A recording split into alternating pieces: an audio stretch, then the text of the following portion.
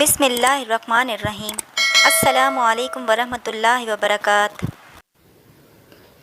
میرا نام سائرہ ہے۔ میں اپنے ماں باپ کی اکلوتی اولاد ہوں۔ میرے والد کا کافی عرصہ پہلے انتقال ہو چکا ہے۔ اب میں اور میری ماں ہی ایک دوسرے کا سہارا تھے۔ میں کچھ دن پہلے ہی اپنی اماں کے ساتھ ایک بہت بڑے اور خوبصورت بنگلے میں شفٹ ہوئی ہوں۔ اتنا بڑا اور خوبصورت گھر پا کر بھی میں بالکل خوش نہیں تھی، چونکہ یہ بنگلہ جس طریقے اور جس ذرائع سے میری اماں نے حاصل کیا تھا وہ بالکل بھی حلال یا پھر جائز قرار نہیں دیا جا سکتے تھے۔ اسی لیے میرا دل و دماغ بے سکون سے تھے، جبکہ میری اماں کی آنکھوں پر تو ایسی غفلت کی پٹی بندھی ہوئی تھی کہ انہیں تو زیادہ سے زیادہ پیسہ کمانے کے چکر میں کوئی بھی طریقہ، کوئی بھی ذریعہ صحیح غلط نہیں لگ رہا تھا۔ ان کے لیے تو سب برابر تھا۔ میں نے ایک دو بار عزت کے دائرے میں رہتے ہوئے انہیں سمجھانا بھی چاہا، مگر وہ تھیں کہ مانتی ہی نہیں تھیں۔ ہاں، مگر اب اس بنگلے میں رہنے سے یہ ہوا تھا کہ میری اماں نے اب سب غلط کام چھوڑنے کا فیصلہ کر لیا تھا۔ اب پتہ نہیں وہ اپنے اس فیصلے پر کب تک قائم رہنے والی تھیں۔ میری دعا تو یہی تھی کہ اللہ انہیں سیدھی راہ دکھائے اور وہ اپنے گناہوں کی توبہ کر لیں۔ مگر کہتے ہیں نا کہ ایک انسان کی خصلت میں جو کام رچ بس جائے وہ اسے مشکل سے ہی چھوڑتا ہے۔ اسی لیے مجھے بھی اپنی اماں سے کوئی خاص اچھی امید نہیں تھی، کیونکہ یہاں ہر طرف اچھائی کا بول بالا ہوتا تھا۔ سچے دل کے لوگ اسے پسند کرتے ہیں اور اچھائی کی راہ پر چلنا ان کا محبوب مشغلہ ہوتا ہے، چاہے ان کو جتنی بھی مشکلات برداشت کرنی پڑیں۔ بالکل اسی طرح کچھ برے یا پھر پتھر دل کے مالک لوگ اچھائی کے بجائے برائی کو پسند کرتے ہیں اور اس راہ پر چلتے ہیں۔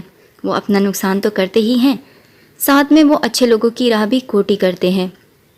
اسی طرح میری اماں خود تو غلط راہ پر چل ہی رہی تھی، ساتھ ان کے کام کو بڑھاوا دینے کے لیے بہت سے لوگ ان کے ساتھ شامل تھے۔ سب لوگ اپنا غلط اور ناجائز کام میری اماں سے آسانی سے پیسوں کا لالچ دے کر کروا لیتے تھے۔ ایک رات معمول کے مطابق میں سونے کے لیے لیٹی ہی تھی کہ جب میرے کانوں میں کسی کے زور زور سے چلانے اور کسی کے عجیب سے کہکوں اور بولنے کی عجیب و غریب آوازیں میرے کانوں سے ٹکرائیں۔ ساتھ میں ان سب سے ڈر کر اٹھ بھی گئی تھی، مگر پھر بھی ہمت کرتے میں اپنے بیڈ سے اٹھی اور دروازے کی طرف بڑھی۔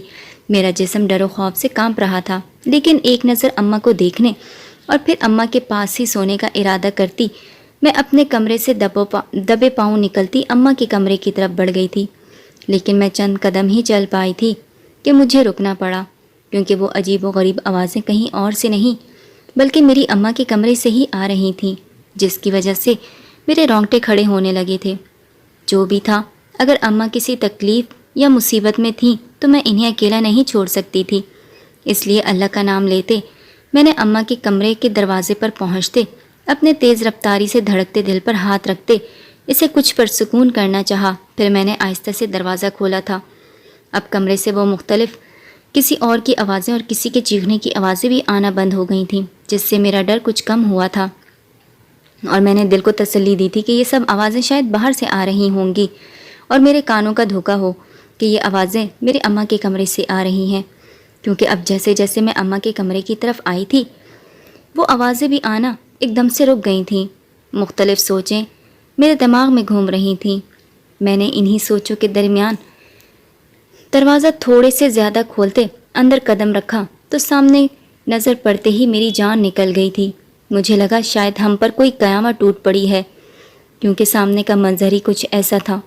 میں نے اپنے سامنے ایسا کیا دیکھا، اس کے لیے آپ کو پہلے میں اپنا ماضی بتانا چاہوں گی۔ میرے نانا ایک بہت شریف اور نیک دل انسان تھے۔ میرے نانا لوگوں کا جدی پشتی پیشہ تعویذ درود کرنا تھا۔ میرے نانا ایک درویش صفت انسان ہونے کے ساتھ ساتھ اپنے کام کے ماہر انسان بھی تھے۔ ان کی پیری فقیری کا دور دور کے علاقوں میں ڈنکا بجتا تھا۔ جو ایک بار ان کے پاس آتا تھا کبھی بھی نا امید نہیں جاتا تھا۔ میرے نانا ایک پیر درویش تو تھے ہی، لیکن وہ اور طرح کے لوگ اسے اپنی کمائی کا واحد ذریعہ نہیں سمجھتے تھے۔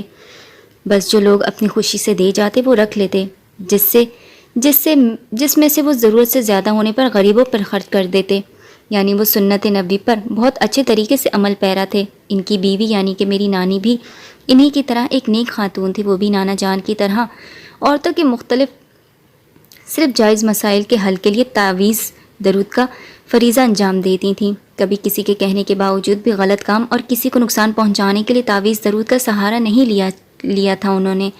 چاہے ان کے لیے جتنا بھی بڑا لالچ دے دیا جاتا، وہ اپنی بات سے کبھی پیچھے نہیں ہٹتے تھے۔ وہ اپنے کام پر عبور حاصل رکھتے تھے، لیکن ہمیشہ سیدھی راہ کے لیے کوشاں رہتے تھے۔ خود بھی اچھائی کی طرف راغب تھے اور اپنے ماننے والوں کو بھی اچھائی کی راہ ہی دکھاتے تھے۔ میرے نانا اور نانی نے کافی عرصہ بے اولادی کی زندگی گزاری تھی، مگر پھر اللہ نے ان پر اپنا کرم کر ہی دیا تھا اور انہیں ایک بیٹی سے نوازا تھا۔ اس کے بعد پھر ان کے ہاں کسی بچے کی ولادت کی پیدائش ہی نہیں ہو سکی، مگر وہ لوگ ایک بیٹی جیسی نعمت پر بھی اللہ کا لاکھ لاکھ شکر ادا کرتے تھے۔ انہوں نے اپنی بیٹی کو بہت نازوں سے پالا تھا، اس کی ہر وہ خواہش پوری کرنے کی کوشش کرتی تھے جس کی اجازت ان کا سلام اور ان کی جیب دیتی تھی۔ ان کی بیٹی یعنی کہ میری اماں جیسے جیسے بڑی ہوتی گئیں، ان کی خواہشات بھی بڑھنے لگیں۔ ان کے لیے روپیہ پیسہ ہی سب سے زیادہ اہمیت حاصل رکھتا تھا۔ میری اماں نے میری نانی اور نانا سے تعویذ و درود کا کام بہت اچھے سے سیکھ لیا تھا۔ میری اماں نے جلد ہی اپنے اس کام پر بہت زیادہ محنت کرتے اپنا نام منوا لیا تھا، لیکن میری اماں اور اپنے ماں باپ کی طرح اچھائی کی طرف راغب نہیں ہو سکی تھیں۔ انہوں نے اپنے ماں باپ سے ان کا یہ برسوں پرانا کام تو بخوشی سیکھ لیا تھا، لیکن اس کے علاوہ ان کے پڑھائے اچھائی کے سبق کو نظر انداز کر دیا تھا۔ اس لیے جیسے ہی میری اماں نے اپنے کام میں مہارت حاصل کی، انہوں نے ہر صحیح غلط کام کرنا شروع کر دیا تھا۔ میری اماں نے لوگوں کے مسائل کے مطابق اپنی فیس مقرر کر لی تھی، کسی سے زیادہ کسی سے کم لیتے۔ وہ لوگوں کے ہر برے اور ناجائز کام کرنے میں عار محسوس نہیں کرتی تھیں۔ میرے نانا ابو اور نانی امی نے میری اماں کو بہت زیادہ سمجھانے کی کوشش کی تھی، ان کو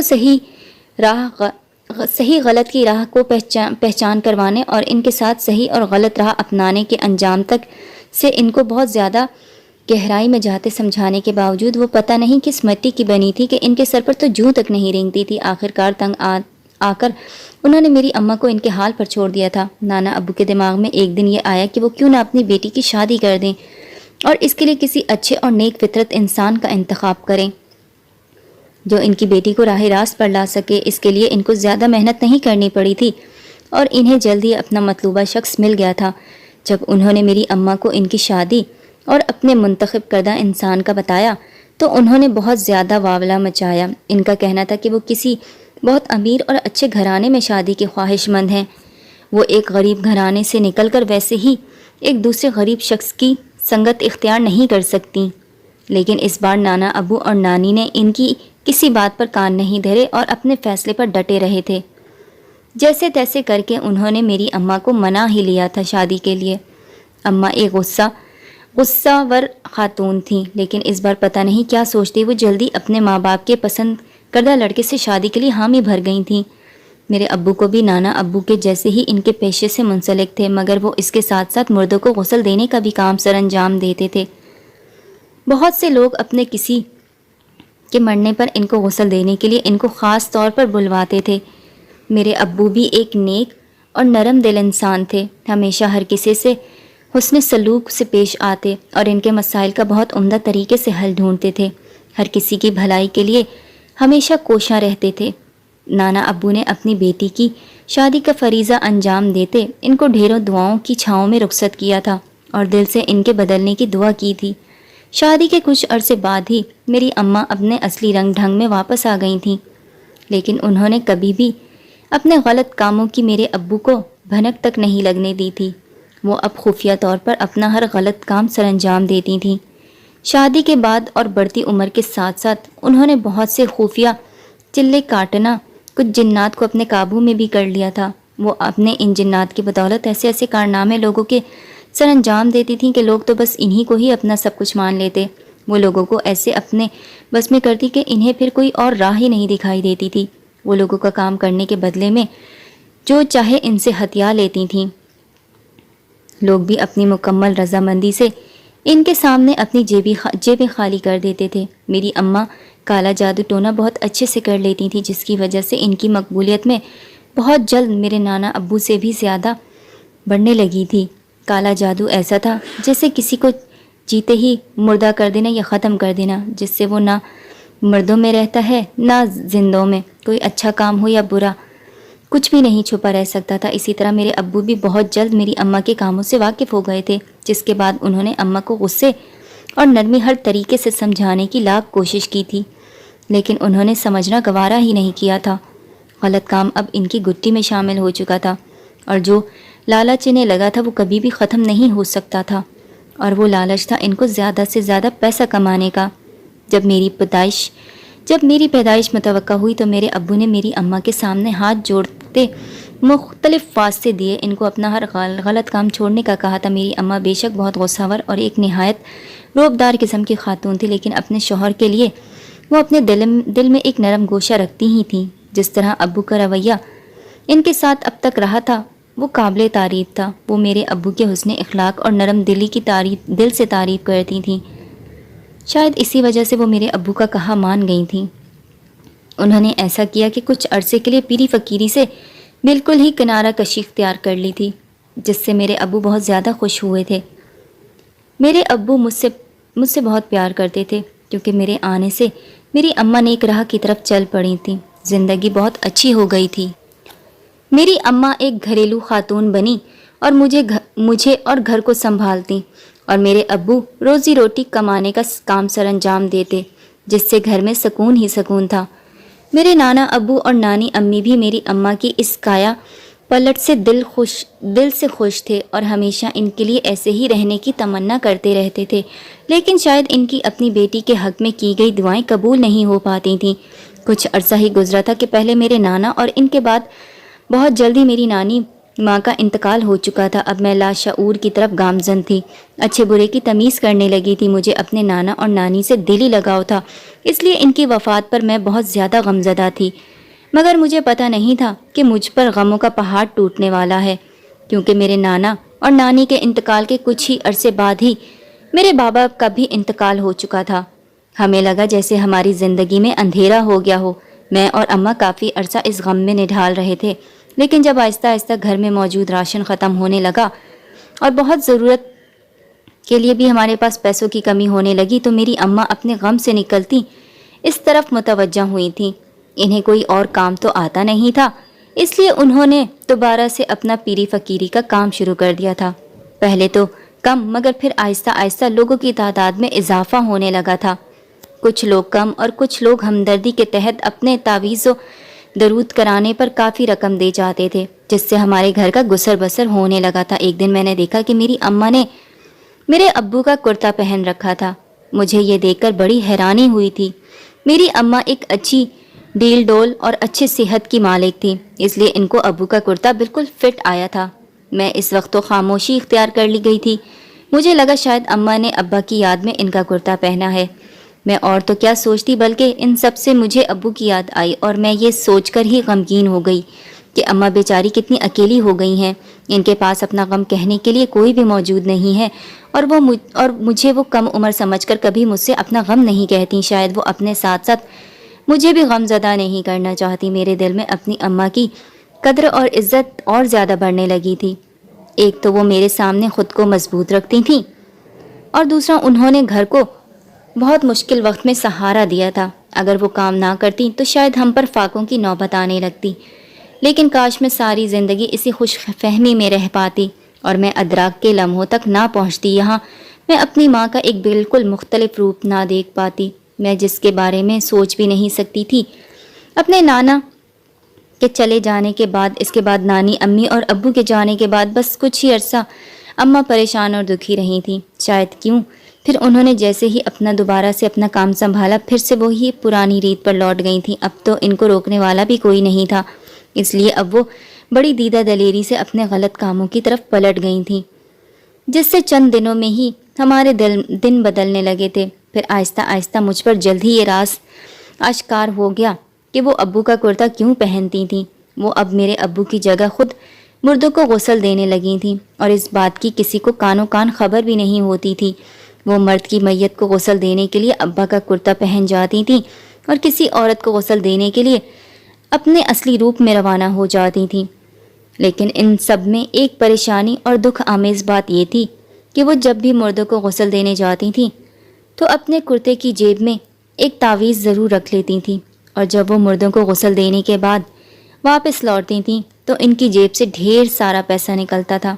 وہ اس قدر غلط کاموں میں ملوث ہو گئی تھیں کہ مردوں کا غسل دیتے وہ کچھ اس طرح کے غلط منتروں اور درودوں کو الٹا سیدھا کر کے پڑھنے لگی تھیں کہ جس سے انہیں مردوں کے غسل دینے کے دوران ان کی من پسند چیز یعنی کہ پیسہ ملنے لگا تھا۔ اس کام سے ان کا مردوں کو دیا گیا غسل پاک ہونے کے بجائے ناپاک ہو جاتا تھا، لیکن ان پر تو بس پیسہ کمانے کی دھن سوار تھی۔ ان کے سب ناجائز کاموں کی مجھے بھنک تو پڑ ہی گئی تھی، جس کی وجہ سے میں ان سے دور ہونے لگی تھی، کیونکہ ان کے سامنے میری کچھ بولنے کی ہمت ہی نہیں تھی۔ مردوں کا غسل دینے کا نیک فریضہ جو میرے ابو اتنے دل سے اور ثواب کمانے کی نیت سے کرتے تھے، اب وہ کام ان کے گھر میں رہتے ان کی بیوی بہت غلط طریقے سے کرنے لگی تھیں۔ شاید اسی لیے ان کی روح کو چین نہیں ملتا تھا۔ اماں ایک تو مرد اور عورت دونوں کو غسل دینے لگی تھیں، جو کہ بہت غلط تھا۔ اس کے ساتھ ساتھ ایک میت کے ذریعے سے عمل کرتے پیسے کمانے کا لالچ میری اماں تو جیسے ایک ذہنی مریضہ بن گئی تھیں۔ ایک رات ایسا ہوا کہ میں نے سوتے میں خواب میں دیکھا کہ میرے ابو میرے پاس آئے، مجھے پیار کیا۔ انہوں نے اپنی ازلی نرمی سے میری ماں کے کاموں کی حقیقت میرے سامنے کھولنے شروع کر دی، جسے سنتے خواب میں ہی میری آنکھوں سے آنسو بہنا شروع ہو گئے تھے۔ میری آنکھ کھلنے سے پہلے میرے مرحوم ابو مجھے نصیحت کر گئے تھے کہ میں اپنی اماں سے کہوں کہ وہ ان سب کاموں سے باز آ جائیں اور اللہ کے عذاب سے ڈریں۔ ان کے یہ کہتے ہی میری آنکھ کھل گئی۔ میری آنکھوں سے ابھی بھی آنسو جاری تھے۔ میری آنکھ کھلنے کے باوجود مجھے اپنے مرحوم ابو کی بات بہت اچھے سے یاد رہ گئی تھی۔ اس دن میں نے اپنے اندر بہت سی ہمت پیدا کرتے ہوئے اماں سے بات کرنے کا فیصلہ کر لیا تھا۔ ایک دن جب اماں کسی مردے کو غسل دینے کے بعد گھر میں داخل ہوئیں تو میں ان سے چھپنے کے بجائے ان کے سامنے کھڑی ہو گئی تھی، جس سے وہ جھنجھلاتی اپنے کمرے میں چلی گئی تھیں۔ اس دن میں بھی ان کے پیچھے ان کے کمرے میں چلی گئی تھی۔ یہاں پر وہ اپنے کرتے کی جیب سے بہت زیادہ پیسے نکالتی خوش ہو رہی تھیں۔ اپنے پیچھے مڑی میری موجودگی محسوس کرتے انہوں نے مڑتے مجھے گھوری سے نوازا تھا، لیکن آج میں ڈری نہیں۔ میں نے ان کو آہستہ سے رات کو ابو کا اپنے خواب میں آنے کا بتانے لگی، جس سے وہ کچھ پل کو ساکت سی ہو گئی تھی، لیکن جب میں نے ان کو ابو کی نصیحت بتائی تو وہ غصے کی وجہ سے ان کی رنگت کالی پڑ گئی تھی۔ وہ اتنی زیادہ طیش میں آ گئی تھی کہ مجھے ان سے ڈر لگنے لگا تھا۔ اس دن وہ مجھ پر کچھ اس طرح سے بھڑکی تھیں کہ پھر اس کے بعد میری کبھی ہمت ہی نہیں ہوئی کہ میں ان کے سامنے کچھ بول سکوں۔ جب میری اماں کو پتہ چلا کہ میں ان کے ہر جائز ناجائز کام کے بارے میں جان گئی ہوں تو وہ اب مجھ سے بغیر جھجکے اپنا ہر کام سر انجام دینے لگی تھیں۔ ان کے پاس مدد کے لیے آنے والے ان لوگوں کی تعداد بہت زیادہ ہو گئی تھی، جن کو ہر غلط کام سے مطلب تھا۔ کسی کو مارنا ہے، کسی کا گھر برباد کرنا ہے، کسی کا کاروبار ختم کرنا ہے، کسی پر کالا جادو کروانا ہے۔ وہ سب ایسے کاموں کے لیے اماں کے پاس آتے تھے۔ ان سب کاموں کے بدلے اماں ان سے اپنی من مرضی کا معاوضہ وصول کرتی تھیں۔ ان کاموں کے بدلے اماں نے انہیں کچھ اس طرح کے کام کرنے کو کہتی جو کہ ایک انسان کبھی بھی نہ کرتا۔ ان کاموں میں زیادہ تر تعلق کے قبرستان میں موجود کبھی کسی نئی میت سے ہوتا اور کبھی قبرستان میں موجود سب سے پرانی قبر کو کھودتے اس کے اندر کچھ رکھنے کو کہہ دیتی تھیں۔ ان کے پاس آنے والے لوگ بھی شاید انہی کی طرح پتھر دھلتے جو کہ بآسانی ان کے کہے پر عمل کر لیتے تھے۔ اماں کا دن تو مصروف گزرتا ہی تھا، ساتھ ہی ان کی راتیں بھی بہت اب مصروف گزرنے لگی تھیں۔ وہ کسی عبادت میں نہیں بلکہ ایسے منتر اور جادو ٹونوں کا سراغ لگاتی رہتی تھیں جس سے انہیں زیادہ سے زیادہ فائدہ ہوتا تھا۔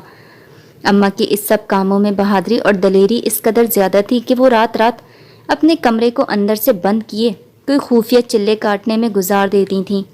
یہ چلے کاٹنا کوئی آسان کام بالکل نہیں تھا۔ وہ بہت بڑے بڑے لوگ یہ کام کرتے وہاں سے بھاگ کر کھڑے ہو جاتے ہیں۔ چلہ کاٹنے کا کام شروع کرنا تو آسان تھا، لیکن اسے آخر تک پہنچانا کسی دل گردے والے کا ہی کام ہوتا تھا، کیونکہ چلہ کاٹنے کے دوران کچھ اس طرح کے جن و جنات چلہ کاٹنے والے پر اس طرح سے اپنا پریشر ڈالتے ہیں کہ وہ ڈر کے مارے چلہ کاٹنے کی جگہ سے بھاگ نکلتے ہیں۔ مگر اے کاش میری اماں بھی ایک عام عورت ہوتی جو کہ ایسے کاموں کو سنتے ہی بے ہوش ہو جائیں۔ ان کاموں پر عمل کرنے کی بات تو بعد میں آتی ہے، مگر اس سب میں بس میں کاش کہہ کر ہی رہ جاتی تھی، کیونکہ میری اماں نے تو بڑے بڑے بہادر مرد ذات کو بھی ہرا دیا تھا۔ ان کے سامنے عورت کی کم ہمتی اور بزدلی کیا چیز تھی۔ اپنے عزیز کی وفات کے بعد مجھے بس کچھ عرصے بعد ہی اپنی ماں کا پیار ملا تھا، اس کے بعد تو وہ اپنی دنیا میں غافل ہو گئی تھیں کہ میری ذات کو جیسے بھول ہی گئی تھیں۔ اس سب کے باوجود میں اپنی ماں سے نفرت نہیں کر پاتی تھی، وہ جیسی بھی تھیں تو میری ماں ہی نا۔ میں تو اب بھی ان کے لیے بہت پریشان اور فکر مند ہی رہتی تھی، کیونکہ کہیں نہ کہیں میرے لاشعور میں یہ بات تھی کہ ہر اچھائی اور برائی کا ایک دن انجام ہو ہی جاتا ہے۔ تو بس میں اپنی ماں کے لیے کہ کسی بری انجام سے ڈرتی تھی۔ میری دعا تھی کہ وہ اس سے پہلے کہ وہ ان سب میں اپنی جان ہی جائیں، وہ واپسی کی طرف پلٹ جائیں، لیکن ایسا ہوتا نظر نہیں آتا تھا۔ میں نے جو اپنی ایک الگ دنیا بسا لی تھی اور اللہ سے لو لگا لی تھی، بس اسی سے اپنے دکھ اور درد اور اپنی ماں کو سیدھی راہ دکھانے کی دعائیں کرتی رہتی تھی۔ ایک دن وہ میری اماں کی نظروں میں آ گیا تھا۔ ان پر غلط کام کرتے کرتے شیطان نے اس قدر قبضہ کر رکھا تھا کہ وہ اسلام کی تعلیمات سے کوسوں دور چلی گئی تھیں۔ کالا جادو کرنے والے تو ویسے بھی مسلمان نہیں مانے جاتے تھے، وہ خود تو اسلام کو تقریباً چھوڑ ہی چکی تھیں۔ اب جب ان کی نظر مجھ پر پڑی تو وہ نظر کوئی اچھی نظر نہیں تھی، نہ ہی انہیں مجھ پر کوئی پیار آیا تھا، بلکہ وہ اب مجھ سے بھی چاہتی تھیں کہ میں ان کے کہے کے مطابق چلوں۔ ہمارے ہاں سب پیری فقیرے کے کام سے منسلک تھے، لیکن میرا شروع سے اس طرف کا رجحان نہیں تھا، اس لیے میں اس کام سے بالکل ہی نابلد تھی۔ اب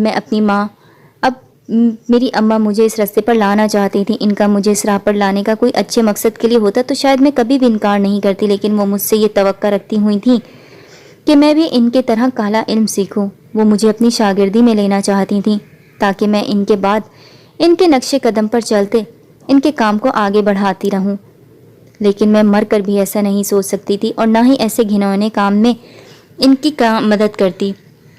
لیکن میری اماں تھیں کہ دن بدن مجھ پر دباؤ ڈالنے لگی تھیں، لیکن میں اپنی ضد پر اول دن سے ویسے ہی جمی کھڑی رہی، جس سے میری اماں بس مجھ پر غصہ کرنے کے علاوہ کچھ نہیں کر سکتی تھیں، کیونکہ وہ جو بھی تھا وہ جتنی بھی ظالم تھی، مگر آج تک وہ مجھ پر زیادہ سختی نہیں کر سکتی تھیں۔ شاید ایک اولاد کا پیار ہوتا ہی ایسا ہے۔ میری ماں کے پاس سب غلط کام کرتے بہت سارے پیسے جمع ہو گئے تھے۔ وہ ان پیسوں کا ڈھیر اپنے کمرے میں ہی ایک خفیہ جگہ پر جمع کرتی جا رہی تھیں۔ میں نے اکثر انہیں ان پیسوں سے کھیلتے، ان کی خوشبو محسوس کرتے دیکھا تھا۔ وہ ان پیسوں کو اپنے ارد گرد پھیلائے جس طرح خوشی سے کہہ کے لگاتی تو اس وقت وہ کسی پاگل سے کم نہیں لگتی تھیں۔ میری اماں کو پیسوں کے شوق اور زیادہ سے زیادہ پیسوں کے لالچ نے کہیں کا نہیں چھوڑا تھا۔ انہیں بس اپنی ذات سے مطلب رہ گیا تھا۔ کسی کے کہنے پر اور بہت زیادہ پیسوں کے لالچ میں وہ کسی اور کے ساتھ وہ کچھ بھی برا کر سکتی تھی۔ ابھی تو انہوں نے بس پیسے جمع ہی کیے تھے، گھر میں تو وہی معمول کا خرچ کرتی تھی۔ مجھے سمجھ نہیں آتی تھی کہ وہ اتنا پیسہ کیوں جمع کر رہی ہیں، جب زندگی ایسے ہی گزرنی ہے تو وہ انہیں پیسوں کا کیا کریں گی۔ لیکن آہستہ آہستہ یہ معمہ بھی میرے سامنے حل ہو گیا تھا۔ ایک دن جب انہوں نے مجھے کہا کہ وہ یہ گھر بیچنے والی ہیں، انہوں نے کسی بہت اچھی جگہ پر ایک عالیشان بنگلہ لے لیا ہے اور وہ بہت جلد ہی مجھے ساتھ لے کر وہاں شفٹ ہونے والی ہیں۔ مجھے ان کے اس فیصلے سے بہت زیادہ دکھ ہوا تھا۔ میں کسی قیمت پر بھی یہ گھر چھوڑنے کا ارادہ نہیں رکھتی تھی۔ میرا سارا بچپن اور اب جوانی بھی اس گھر میں گزری تھی۔ ابو کے ساتھ بہت سا وقت میں نے اس گھر میں گزارا تھا، وہ یادگار وقت جب ابو اور میری اماں کے ساتھ میں نے بہت اچھے ماحول میں یہاں وقت گزارا تھا۔ میری اماں نے اپنے غلط کاموں کی وجہ سے مجھ سے اور میری ماں تو چھینی ہی تھی، تو اب میری اماں مجھ سے یہ گھر، یہ یادیں بھی چھین لینا چاہتی تھیں۔ خیر، ہر بار اماں کے سامنے میری نہیں چلنے والی تھی، اس لیے اس بار میرے چاہنے کے باوجود وہ مجھے لے کر ایک بڑے سے بنگلے میں رہنے کے لیے آ گئی تھیں۔ میری اماں یہاں آ کر بہت زیادہ خوش ہو چکی تھیں۔ کچھ دن یہاں رہنا میرے لیے رہنا تو مشکل ہوا تھا، لیکن میں نے ایک بات نوٹ کی تھی کہ یہاں آ کر اماں دم درود اور تعویذ وغیرہ کا کام تو کرنے لگی تھیں، مگر وہ بھی بہت کم۔ اس کے علاوہ وہ گھر سے بلا مقصد کہیں نہیں جاتی تھی۔ حیرت در حیرت یہ تھی کہ انہوں نے اپنے سارے غلط کام چھوڑ دیے تھے۔ یہاں آ کر میں نے اس گھر کا چپا چپا چھاننے کے ساتھ ساتھ ان کا بھی بغور جائزہ لیا تھا۔ مجھے یہ سب دیکھتے حیرت کے ساتھ ساتھ بہت زیادہ خوشی بھی ہوئی تھی، لیکن یہ خوشی بہت کم وقت کی تھی، کیونکہ ایک شام بہت جلد ہی اماں اپنے پہلے معمول کے مطابق کمرہ بند ہو گئی تھیں۔ وہ یہ اس وقت کرتی تھیں جب انہیں کوئی بہت ہی خفیہ چلہ کاٹنا ہوتا تھا۔ میں انہیں اس طرح دیکھتے برے دل کے ساتھ اپنے کمرے میں آ گئی تھی۔ اس رات میں بے سکونی سے کروٹ پر کروٹ بدل رہی تھی کہ اچانک مجھے عجیب و غریب سی آوازیں آنا شروع ہو گئی تھیں، جس سے میں بہت گھبراتے جلدی سے بیڈ سے اٹھتی دروازے کی جانب بڑھی تھی تاکہ اماں کے پاس جا سکوں، لیکن جیسے ہی کمرے سے باہر نکلی وہ آوازیں تیز ہو گئی تھیں اور وہ آوازیں آ بھی اماں کے کمرے سے رہی تھیں، جس کی وجہ سے میں ڈر و خوف سے میرے رونگٹے کھڑے ہو گئے تھے، مگر میں اپنی اماں کی محبت میں خود پر ضبط کرتی اماں کے کمرے کی طرف چلتی چلی جا رہی تھی۔ میرے وہاں پہنچتے تک آوازیں آنا بند ہو گئی تھیں، جس سے میں حوصلہ کرتی اماں کے کمرے کا دروازہ پہلے تھوڑا سا اور پھر مکمل کھولتی۔ اندر داخل ہوئی تو میرا منہ حیرانی سے کھلا کا کھلا رہ گیا۔ میں چیختے ہوئے آگے بڑھی کیونکہ اندر میری اماں خون میں لت پت پڑی تھیں۔ ایسا لگتا تھا جیسے ان پر کسی نے خون کی بوتل انڈیل دی ہو۔ وہ اس جگہ درمیان میں لیٹی ہوئی تھیں جہاں انہوں نے چلہ کاٹنے کے لیے ارد گرد ایک دائرہ کی شکل میں موم بتیاں جلائی ہوئی تھیں۔ اس بار انہوں نے کچھ زیادہ ہی بھیانک چلہ کاٹا تھا جو ان کے بس کی بات نہیں تھی۔ اس بار لازمی ان پر کسی نے اپنا وار کر دکھایا تھا جس کے سامنے ان کی موت ہوئی تھی۔ اب وہ زخمی حالت میں وہاں موجود تھی۔ میں نے جلدی سے ان کے پاس بیٹھتے ہوئے ان کو ہاتھ لگاتے چیک کرنا چاہا تھا۔ ان کی نس دیکھتے میرے دل کی دھڑکن بھی رک گئی تھی، کیونکہ اس بار میری ماں کا یہ غلط کام میری ماں کی جان لے ہی گیا تھا اور انہیں ایک بار معافی کی بھی توفیق نہیں ملی تھی۔ ساری زندگی انہوں نے جو روپیہ پیسہ جمع کیا تھا وہ ان کے کسی کام نہیں آیا تھا۔ وہ بس اس پیسے کو جمع کرنے میں ہی ساری زندگی گزارتے اب اس دنیا سے خالی ہاتھ جا چکی تھیں۔ کچھ دیر تک تو میں ساکت سی اپنی پھترائی آنکھوں سے انہیں دیکھتی رہی، پھر ایک دم سے میں دھاڑے مار مار کر رونے لگی تھی، کیونکہ اس بار میں واقعی اس دنیا میں اکیلی رہ گئی تھی۔ امید کرتی ہوں کہ آپ کو میری یہ کہانی پسند آئی ہوگی۔ چینل پر نئے ہیں تو چینل کو لازمی سبسکرائب کیجیے گا۔